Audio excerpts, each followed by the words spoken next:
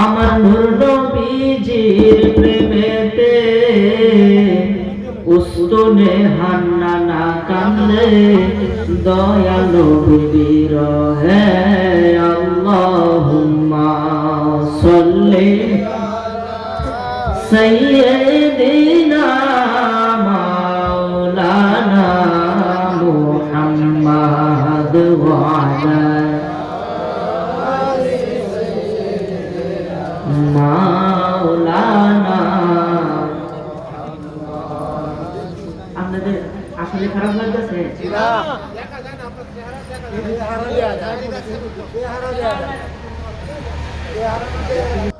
এটাই তো আমাদের উদ্দেশ্য, কথা বলেন ঠিক কিনা? এখন আল্লাহ কি করলে খুশি হয়? আমার আল্লাহ তাআলা বান্দা বানাইছে, সমস্ত ইবাদত সৃষ্টি করছে।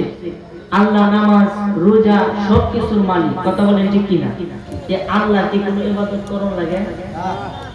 আমার কথা বোঝা যায় না? আল্লাহ কি কোনো ইবাদত করন লাগে? কিন্তু যে আল্লাহ স্বয়ং আল্লাহ, আপনি আমাকে বানাইয়াও সমস্ত আমল সৃষ্টি করেও যে আল্লাহ স্বয়ং আল্লাহ নিজে একটা ইবাদত করে, যেটা বলেন সুবহানাল্লাহ। এই ইবাদতটা কি? এই ইবাদতটা হলো আপনি আমার নবীর প্রতি স্বয়ং আল্লাহ দরুদ শরীফ পড়েন। আর আস্তে করে সুবহানাল্লাহ। আল্লাহ যদি নবীর প্রতি দরুদ শরীফ নিজে পড়ে, তাহলে এই আমলটা কি ছোট না বড়? অনেক বড় না? তাহলে সেই আমল আমরা করতে চাই কি চাই না? কারণ আল্লাহ কোরআন নবীতে বলছেন ইন্নাল্লাহা ওয়া মালাইকাতাহু ইউসাল্লুনা আলান নবী। আমার আল্লাহ বলে নিশ্চয়ই আমি আল্লাহ আমার ফেরেশতাগণকে লইয়া নবীর প্রতি সালাত এবং সালাম পেশ করি, যেটা বলেন সুবহানাল্লাহ। তো আল্লাহ যেটা করে সেটা আমরা করতে চাই কি চাই? আসুন আমরা সকলে মিলে উচ্চ আওয়াজে মন থেকে মনটাকে নরম করে নবীজির মহব্বতে আবার দরুদ শরীফ পড়ি। আল্লাহুম্মা সাল্লি মাশাআল্লাহ মাওলানা মুহাম্মাদ ওয়া আলা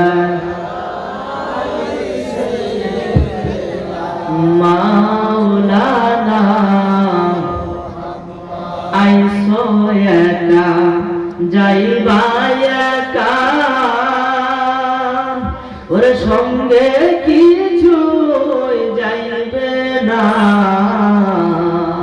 ধনী বন গরিব বন আজরাইল কাউকে ছাড়বে না। আল্লাহুম্মা সাল্লি মাওলানা মুহাম্মাদ ওয়া আলা মাওলানা।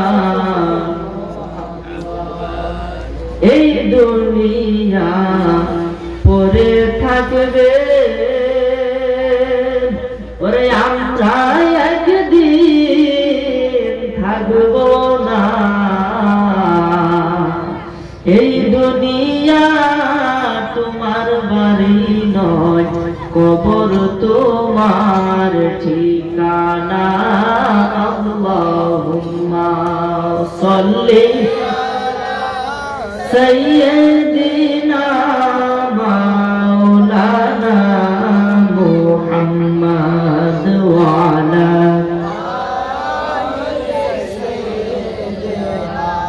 মাওলানা।